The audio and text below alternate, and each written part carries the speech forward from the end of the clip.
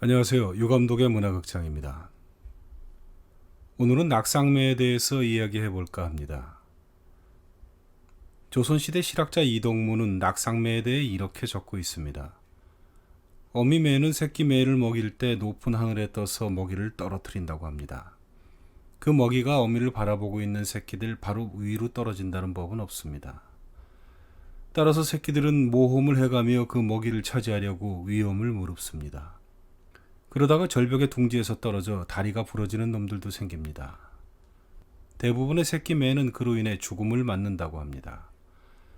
하지만 낙상매는 다시 둥지로 돌아가기 위해 날개가 돋지도 않은 채 퍼덕거리며 날개짓을 반복합니다. 그렇게 시련을 극복하며 조금씩 하늘로 올라가는 낙상매는 둥지 안에서 안락하게 성장하는 다른 매와는 결이 다르게 자랍니다.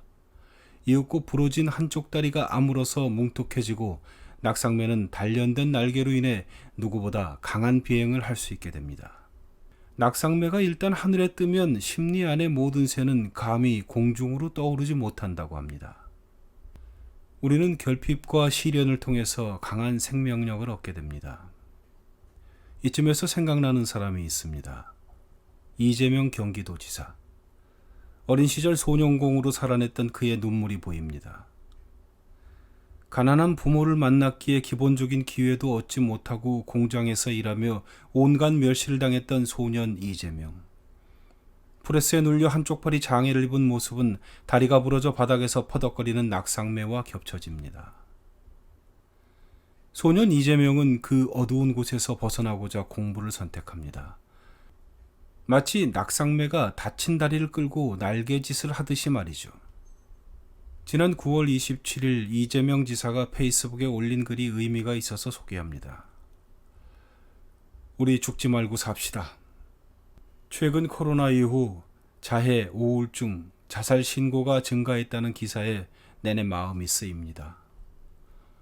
누구도 홧김에 스스로 죽음을 선택하지 않습니다. 벼랑 끝에 서 있다고 느낄 때, 이 세상 누구도 내 마음을 알아주는 이 없다고 느낄 때 극단적인 생각이 차오르게 됩니다. 그러니 제가 무엇라고 함부로 말 보탤 수 있을까요? 코로나 블루라는 단어 한 줄에 담긴 말 못할 사연들은 또 얼마나 많을까요?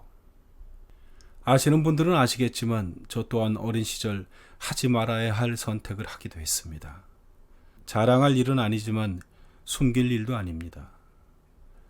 13살부터 위장 취업한 공장에서의 사고로 장애를 갖게 되었고 가난의 늪은 끝모르게 깊었습니다. 살아야 할 아무 이유도 찾지 못하던 사춘기 소년이었습니다. 저를 살린 건 이웃 주민들이었습니다. 웬 어린 놈이 수면제를 달라고 하니 동네 약국에서 소화제를 왕창 준 것이죠. 엉뚱한 소화제를 가득 삼키고 어설프게 연탄불 피우던 40년 전 소년이 아직도 생생합니다. 돌이켜보면 제가 우리 사회에게 진 가장 큰 빚일 겁니다. 결국 우리를 살게 하는 건 자주 서럽고 억울하고 앞날이 캄캄해 절망해도 스스로 목숨을 끊지 않게 하는 건 서로를 향한 사소한 관심과 연대가 아닐까요? 제가 40년 전 받았던 것처럼 말입니다. 여기에는 함께 힘겨운 시대를 견디고 있다는 개인 간 연민의 마음뿐만 아니라 나아가 한 사회가 마땅히 해야 할 공적 책무도 포함되어 있을 것입니다. 더 많은 이들을 향하는 경제정책이나 복지정책이 그런 것들일 것입니다. 그 벼랑 끝의 마음을 모르지 않기에 간곡히 말 건넵니다. 우리 죽지 말고 삽시다. 스스로 목숨을 끊지 않아도 되는 세상 만들어 보고자 몸부림쳐 볼 테니 한 번만 더 힘내봅시다. 더 많은 분이 삶이 괴로워 떠나시기 전에 이 지긋지긋한 가난도 부조리한 세상도 함께 바꿔내고 싶습니다. 그러니 한 번만 더 힘내주시길 부탁드립니다. 유감독의 문화극장에서는 죽음 그 달콤한 유혹과의 결별이란 책을 소개한 적이 있습니다. 저자 안현선 씨는 이 책에서 살아남은 자의 슬픔을 고백합니다. 경기도에서는 24시간 전화응급 심리상담 핫라인을 운영하고 있다고 합니다. 1577-0199입니다. 여러분 기운 내십시오. 유감독의 문화극장이 응원하겠습니다. 사람답게 살 만나는 세상이 빨리 오길 바라며 낙상매의 교훈을 되새겨 봤습니다.